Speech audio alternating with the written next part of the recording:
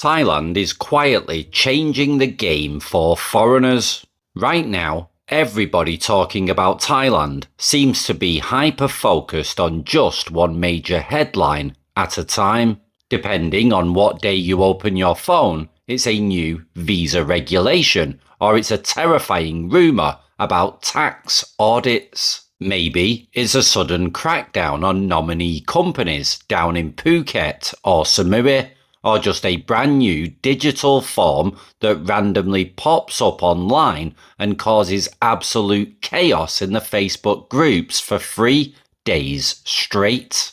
But if you step back for a second, I think a lot of people are completely missing the forest for the trees here.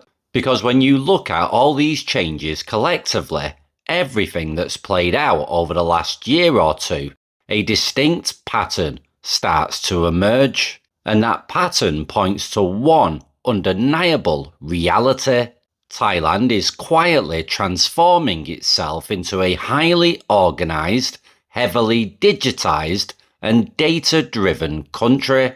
This isn't just a single random law changing. It's dozens of independent updates all moving toward the exact same goal.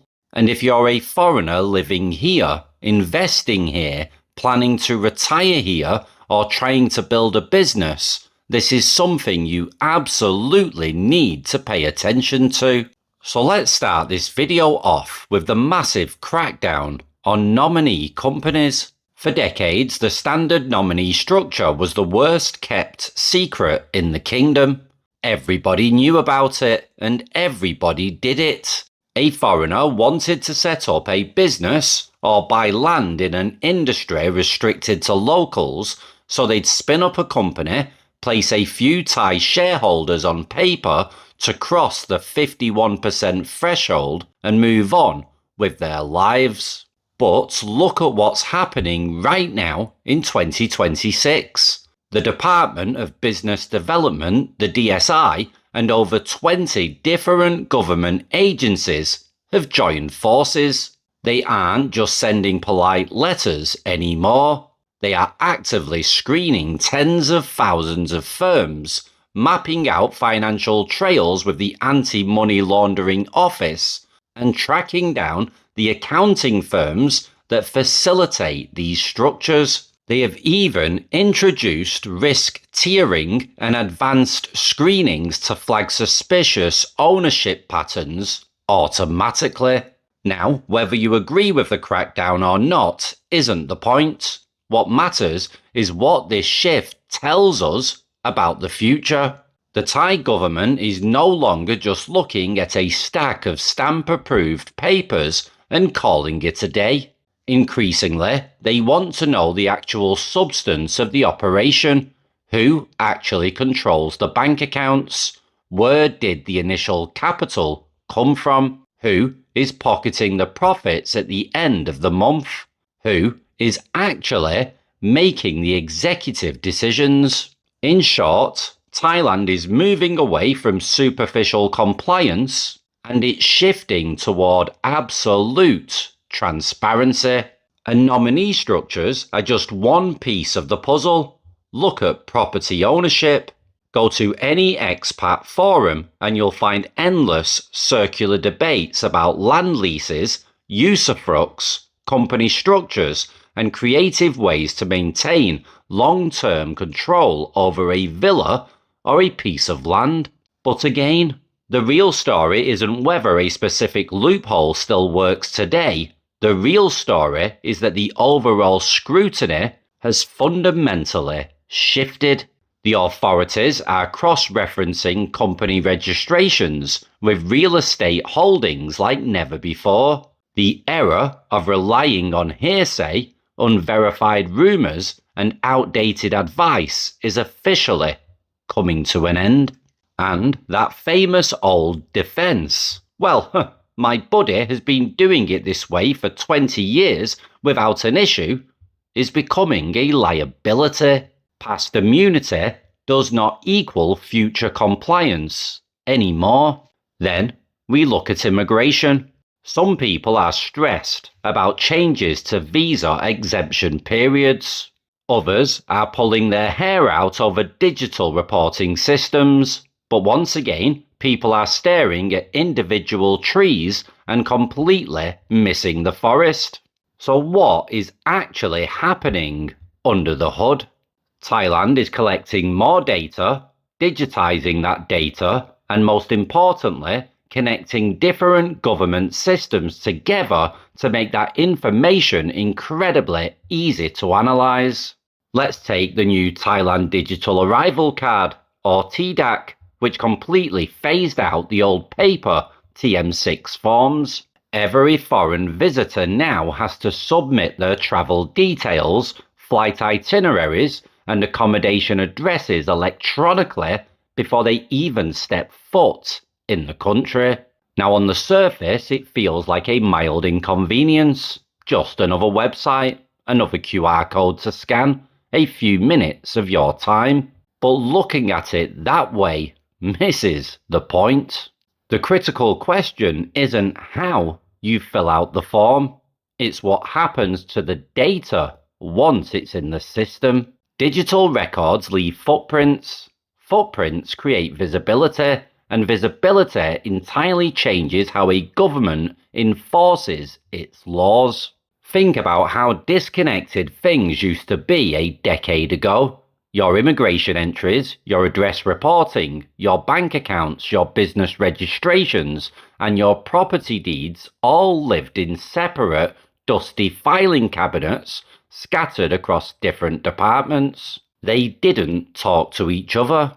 Today, Thailand is aligning with a massive global trend: data integration. When systems are connected, blind spots disappear. Now this brings us to the single biggest trigger word for expats right now: tax. The moment anyone mentions tax residency or the Revenue Department's rules regarding foreign-sourced income, expat message boards absolutely melt down. Suddenly, everyone in the comment section is a certified accountant or a Supreme Court lawyer.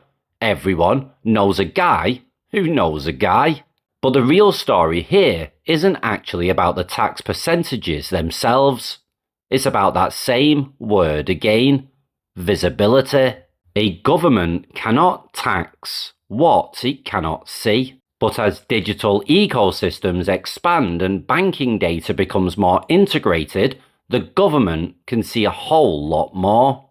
Increased visibility naturally leads to streamlined enforcement. It doesn't mean Thailand is suddenly trying to penalize you or drive you out, but it does mean the era of flying completely under the radar is drawing to a close.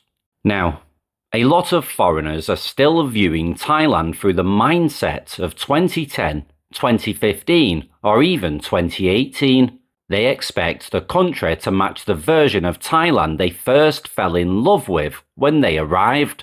But developing nations don't just stand still. Thailand is modernizing at an incredible pace. Its infrastructure is changing, its economy is shifting, and its bureaucratic expectations have fundamentally matured. The country is prioritizing structure, verification, and cross-checked digital compliance. And let's debunk a major misconception here. This is not an anti-foreigner movement. Framing this as a hostile environment for expats is a total misunderstanding of the situation. This isn't unique to Thailand. It's happening globally.